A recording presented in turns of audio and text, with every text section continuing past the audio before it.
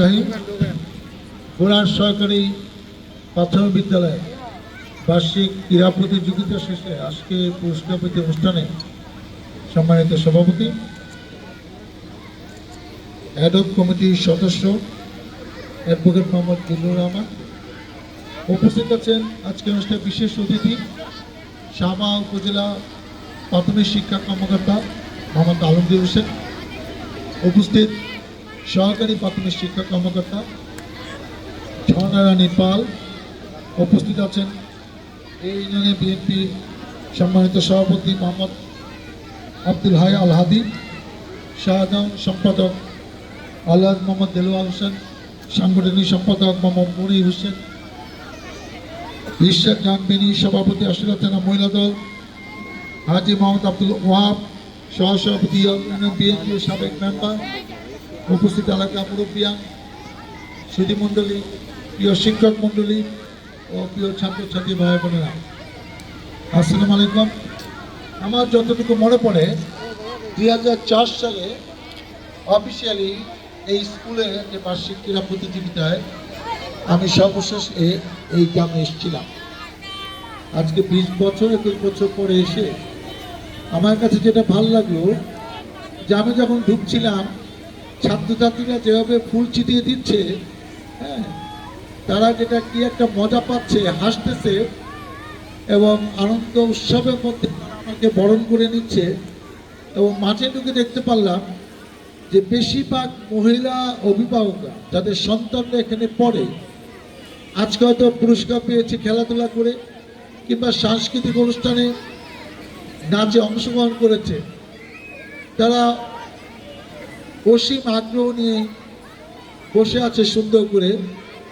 যেদিন তাদের প্রতিষ্ঠান, তাদের স্কুল, তাদের গ্রাম, তাদের সন্তান এখানে পড়ে, এখানে আজকে কি হবে, কে আসবে, কি বলবে, সব কিছু তার জানতে হবে, দেখতে হবে। এই উৎসাহ উদ্দীপনা আগে আমি এত মহিলা অভিভাবককে এই মাঠে আগে কোনোদিন দেখি নাই। এটা ভালো লেগেছে এবং একথা আমি জানি যে আপনার সন্তানকে মানুষ করতে হলে মাকেই বেশি দায়িত্ব পালন করতে হবে, এতে কোনো সন্দেহ নাই এই বাংলাদেশের কনটেক্সে। অতএব আপনারা আপনার সন্তানদের খোঁজ রাখেন, খেয়াল রাখেন, যে উদ্দেশ্যে এই প্রতিষ্ঠানে পাঠিয়েছেন আপনার সন্তান পড়াশোনা ঠিক মতো করছে কিনা, অন্তত রাতে ঠিক মতো পড়ছে কিনা, হোমওয়ার্ক করছে কিনা এবং স্কুলে যাচ্ছে কিনা, এই দায়িত্বটা অন্তত পালন করেন। কারণ শিক্ষকরা তো কয়েক ঘন্টার জন্য ওই ছাত্রছাত্রীকে দেখভাল করে, বাকি সময়টা দায়িত্ব কিন্তু আপনার। অর্থাৎ আপনি যত ব্যস্তই থাকেন, আপনার সন্তানের খোঁজ খবর না নিলে আপনি সন্তানের কাছ থেকে যে ফলাফল, যে শিক্ষা আশা করছেন সেটা আপনি নাও পেতে পারেন। অতএব আপনাকে আরও দায়িত্বশীল হওয়ার জন্য এবং আপনার সন্তানদের সার্বক্ষণিক খেয়াল রাখার জন্য বিনীতভাবে অনুরোধ করছি। আজকে এখানে এসে আমার একটা জিনিস মনে হলো, আমি শিক্ষা কর্মকর্তা এবং সহকারী শিক্ষা কর্মকর্তাকে জানাতে চাই, আমার ইউনিয়নে ঈদের পরে আমি একটা সাংস্কৃতিক সপ্তাহ করবো, শুধু 11টি প্রাইমারি মধ্যে এটা হবে এবং নাচ গান অভিনয় হবে। এটা ব্যক্তিগত উদ্যোগে আমার হবে, এটা যা খরচ ম্যানেজমেন্ট তারা আমাদের সহযোগিতা করবে, কিন্তু আমাদের এলাকায় প্রতিযোগিতা হবে। একটি স্কুলকে ভেন্যু ঠিক করে ছুটির সময় আমরা করবো কিংবা ছুটির দিনে সকাল থেকে সন্ধ্যার মধ্যে আমরা করব এবং জাজমেন্ট যেন 100% ফেয়ার হয়। ঢাকার থেকে আমরা যারা জাজ, এই গানের জাজ, অভিনয়ের জাজ, বিভিন্ন শিক্ষা প্রতিষ্ঠান আছে এইসব গানের নাচে সেই সব শিক্ষককে নিয়ে আসবো, সেই দায়িত্ব আমার। পাশাপাশি এখানে কয়েকটি হাই স্কুল আছে, হাই স্কুলের মধ্যে একটা কম্পিটিশন আমার ইউনিয়নে করবো। আর কলেজ যেহেতু মাত্র 2টি আছে, আমরা হয়তো পুরো আশুলিয়া উপজেলা আশুলিয়া থানার মধ্যে আমরা হয়তো কম্পিটিশনটা করবো।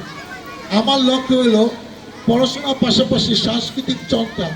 অনেকে অনেক প্রতিভা আছে, অনেকে হয়তো জাতীয় পর্যায়ে একসময় অংশগ্রহণ করবে, জাতীয় পর্যায়ে শিল্পী হবে, তাদেরকে আমরা বিকশিত হওয়ার কাজ করার সুযোগ দিচ্ছি না।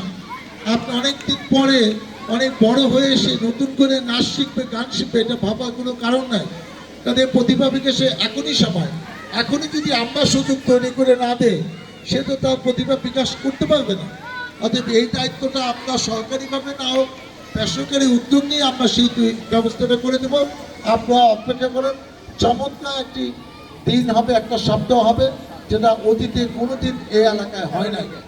পরিশেষে আপনারা অনেক আগ্রহ উচ্ছ্বাস নিয়ে এই বার্ষিক প্রতিযোগিতা এসেছেন আমার কথা শোনার জন্য।